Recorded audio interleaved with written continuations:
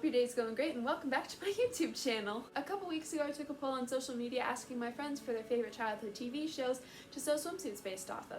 And one of the answers was Avatar: The Last Airbender. I've watched the show, which I hadn't before, and I really love it. Would highly recommend to anyone.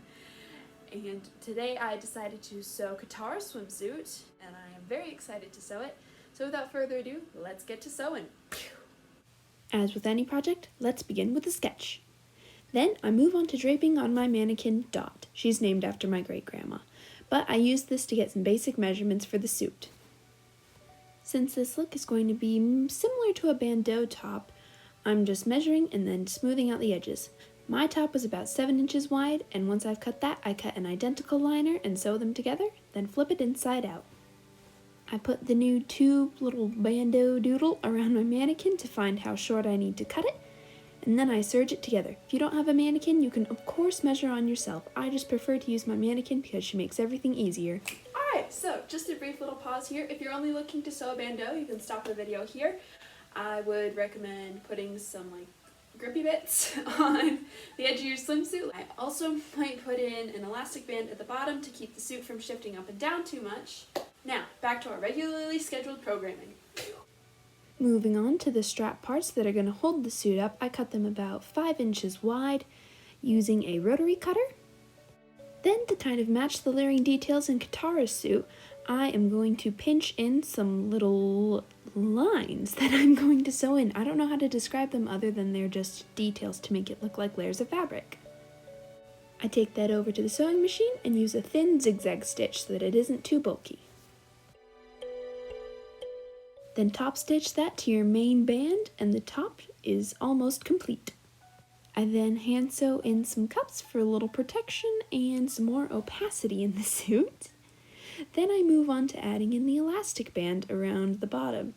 Match the seam of the loop of the elastic band up with the seam in the swimsuit, and then you're going to want to pull that in half so that the half of the band meets the other half of your swimsuit, and then pull it in half again so that when you're sewing it, everything matches up right. Woohoo! The top's all done, so I'm taking some athletic shorts that I have and using them as a pattern for the bottoms.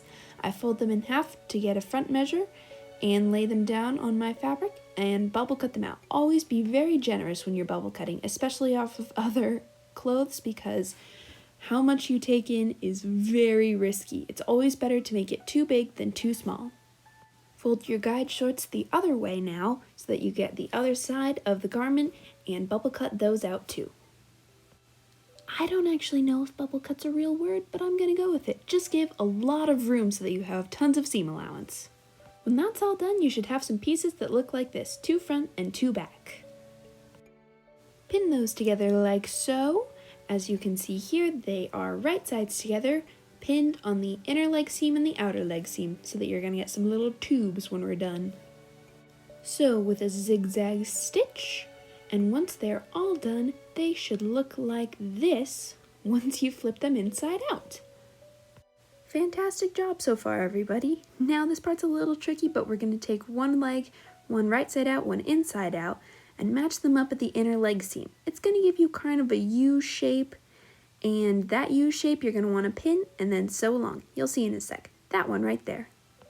So once again with a zigzag stitch, or I guess you could serge this one if you want to, but it's a little more comfortable when it's just sewn. And look at that, we have a pair of shorts. That's pretty darn cool. Now to make it a little more like Katara's swimsuit, we're going to take some fabric, and I just kind of eyeballed it and guessed a square to cut out, or I guess it's a rectangle, and then take that rectangle and you're going to want to serge and then hem the seams on it. Those ones right there. Boop-a-doo, surging away, la-da-da-da-da-da-da. All right, now that we have those serged, even though it's not in this clip, we're going to take one rectangle, put our shorts that we made earlier on top of it, and then, like a little sandwich, put another rectangle on top of that one. The 2 rectangles should be the same, by the way. The best way to connect all of this is by using an elastic band. Measure it to your waist and it'll be done.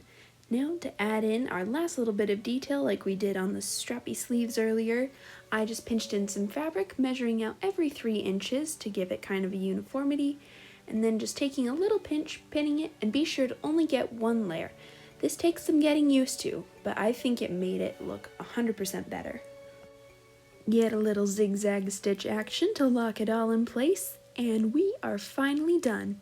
And ba-ba-da-ba, we have a finished swimming suit.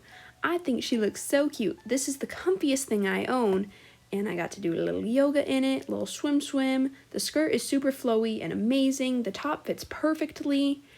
And I know you can't see it in this clip, but I had my mom shooting a squirt gun, so it looked like I was water bending. Thank you so much for watching, and I hope you enjoyed viewing it as much as I did making it.